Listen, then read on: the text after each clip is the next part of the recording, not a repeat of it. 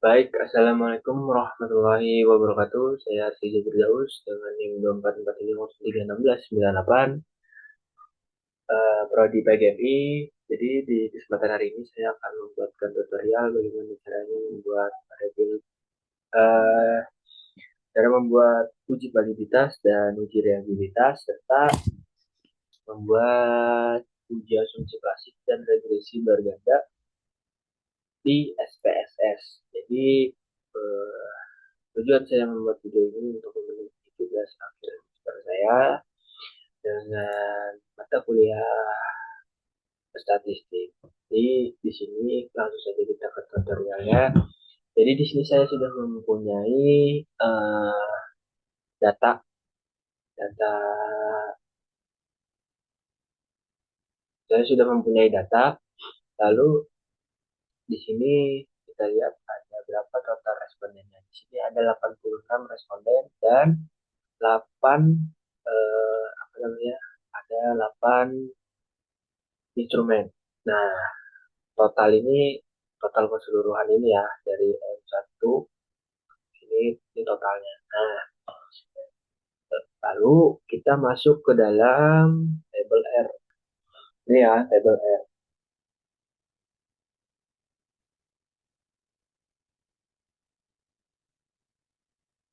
Masuk ke dalam tabel R. Nah, jadi kalau sudah kita masuk ke dalam tabel R, kita lihat di sini ada informasi di sini kalau tabel R itu total responden itu dikurang 2. Nah, tadi kan total responden kita ada 86. Jadi kita kurangi 2. 86 dikurang 2 berarti ada 84 responden totalnya ya. Karena dikurang 2 tadi. Lalu di 8 ini 84 ini,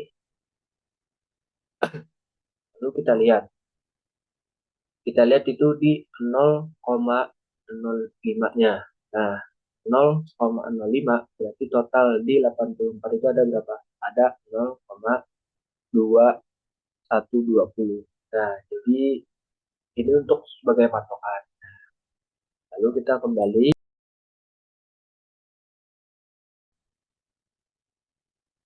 di version correlation-nya itu kita lihat di total. Di totalnya ada 0,865. Terus di signifikan Taylor-nya ada 0,1. Nah, berarti itu sudah eh, lulus atau kita sudah berhasil. Karena di tabel R tadi kan 0,2.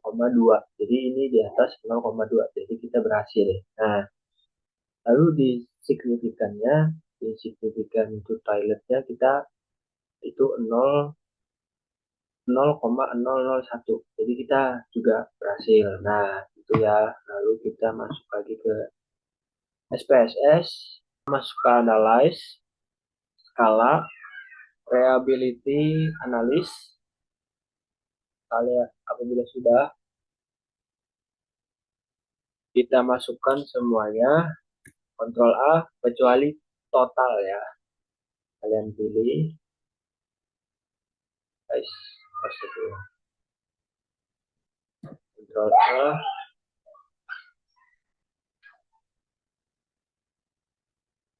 kita masukkan semuanya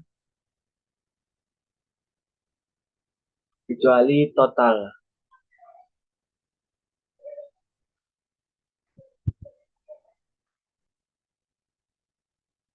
Nah,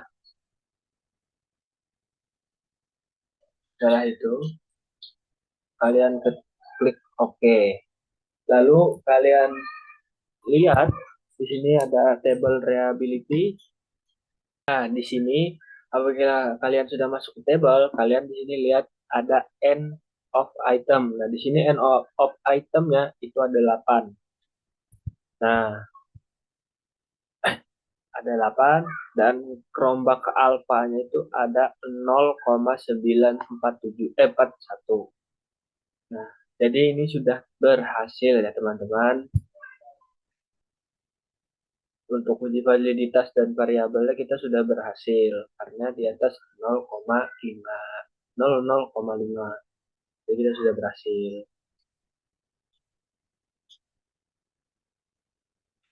Ini Jadi kita udah berhasil untuk uji validitas dan uji reliabilitas.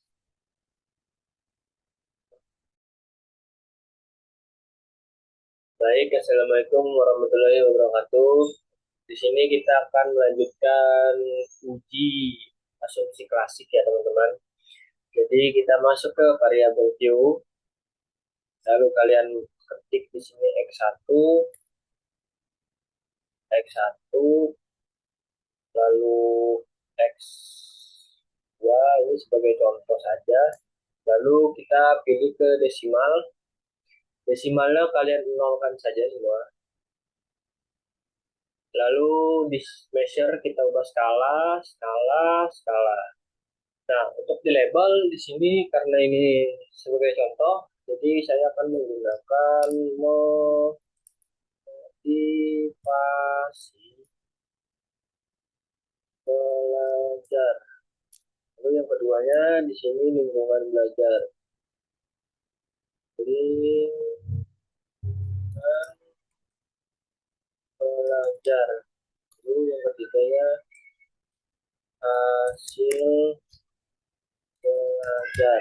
Nah, apabila sudah kita masuk ke data view lagi teman-teman. Lalu kita masukkan data eh, kita atau data teman-teman ke dalam apa namanya dalam SPSS. Di sini saya akan memasukkan data saya, data X1.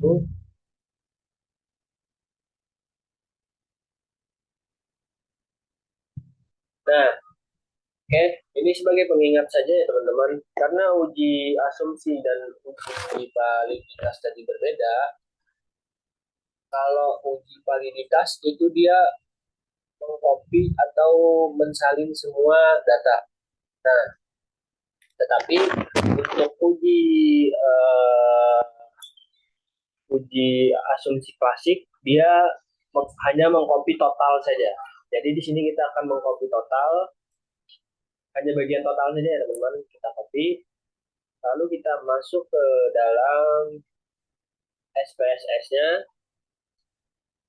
Ini kita copy di sini, kita copy, kita paste. Oh, belum tersalin teman-teman. Ya,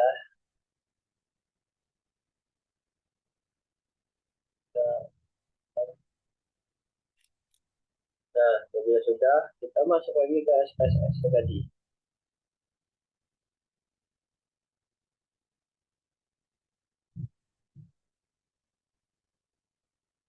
Nah, apabila sudah, kalian lakukan hal yang sama dan hanya bagian total saja yang di copy. Kita masuk ke data kedua, kita copy juga.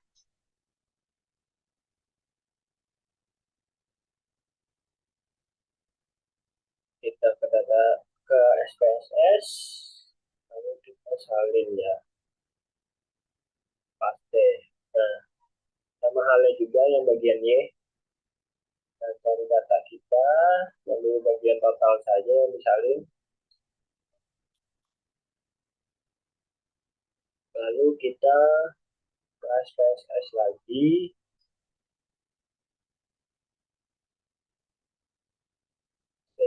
Nah, jadi di sini kita akan masuk ke langkah pertama ya teman-teman.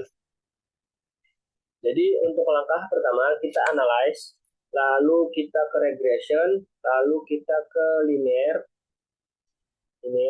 lalu kita ke, nah untuk variabel X dan Y itu berbeda ya.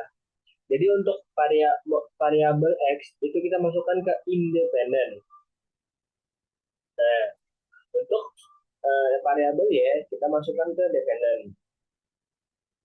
Lalu kita pilih save, lalu di bagian residual kita pilih unstandardized, lalu continue, lalu kita oke. Okay.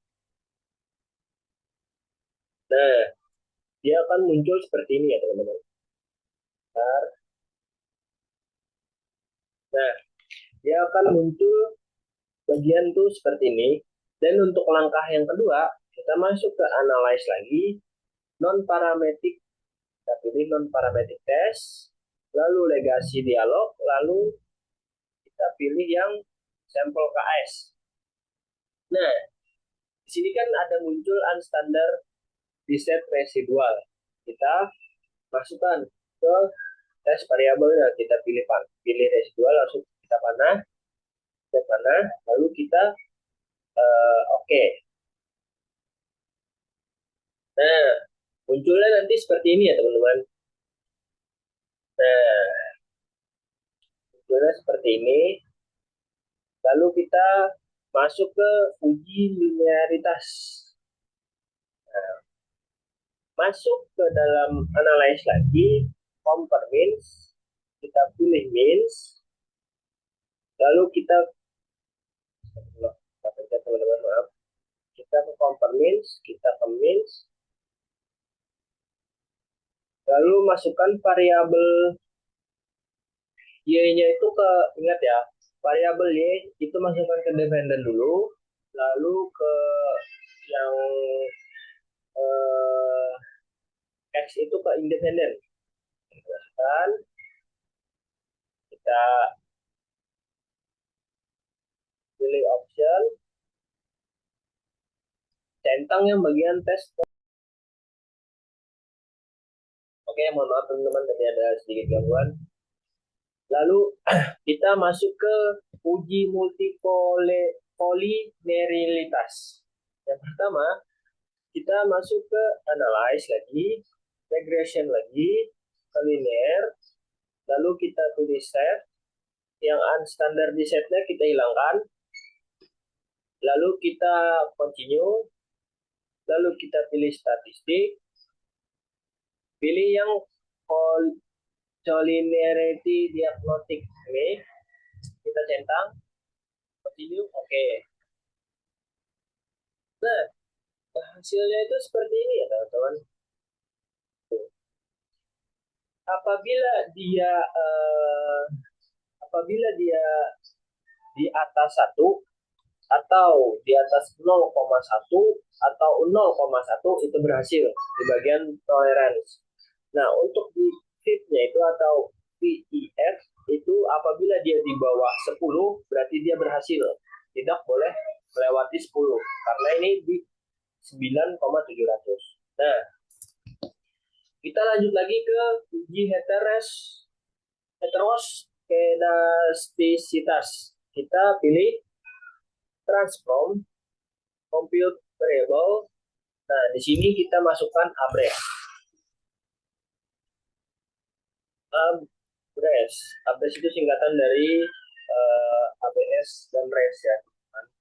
Nah, di sini yang pertama-tama kita masukkan all dulu, masuk ke all nih, lalu kita pilih ABS, lalu kita klik panah naik ini. Nah, lalu kita pilih unstandardized residual. Kita masukkan. Nah, jadinya seperti ini ya teman-teman. Lalu kita oke. Nah, maaf teman-teman, langkah selanjutnya kita ke analyze, lalu kita ke regression lagi, linear, lalu variabel y ini kita keluarkan, diganti dengan abres tadi, abres, lalu statistik, lalu yang ini collinearity diagnostiknya kita matikan, continue, lalu kita oke teman-teman. Baik teman-teman, karena tadi ada kendala sedikit, jadi kita lanjut. Nah, kita ulang ya, kita ke analyze, lalu kita ke regression, linear, lalu yang abresnya kita keluarkan, kita klik abres, lalu masukkan variabel y-nya lagi ke dependent. Lalu kita pilih statistik, lalu klik part and partial correlation. Kita continue, lalu oke. Nah, dia akan muncul nanti di sini. Nah, model summary itu dilihat dari R square-nya. Yang ini ya teman-teman. Lalu hasilnya itu dikalikan 100, maka kontribusi simultannya itu bakal sama dengan hasilnya. Jadi sisanya itu dipengaruhi variabel yang lain yang nggak diteliti ya teman-teman. Nah, jadi uh, yang nggak diteliti. Lalu kita masuk ke ANOVA. ANOVA itu dipengaruhi variabel X, tandanya UJF teman-teman. Nah, yang ini teman-teman, UJF. Nah, lalu kita lihat variabel Y-nya secara signifikan tuh kurang dari 0,5 atau 0,05 di Sydney. Ini ya teman-teman. Berarti kita berhasil karena kurang dari 0,05. Lalu kita masuk ke coefficient yang ini. Nah, lalu bisa bisa melihat variabel terikat dan bebas secara parsial, kita bisa melihat kontribusinya. Kontribusinya itu berapa persen terhadap X1, lalu terhadap Y, dan kontribusi X2-nya terhadap Y berapa persen. Nah, dari beta ini kita kali ke zero order, lalu kali 100%, hasilnya berapa. Dan total hasilnya akan sama dengan R square atau mendekati ya teman. Jadi sekian tutorial dari saya, mungkin bisa dilihat tadi. Mohon maaf selebihnya apabila ada kekurangan atau ada salah kata, saya mohon maaf. Selebihnya, Assalamualaikum warahmatullahi wabarakatuh.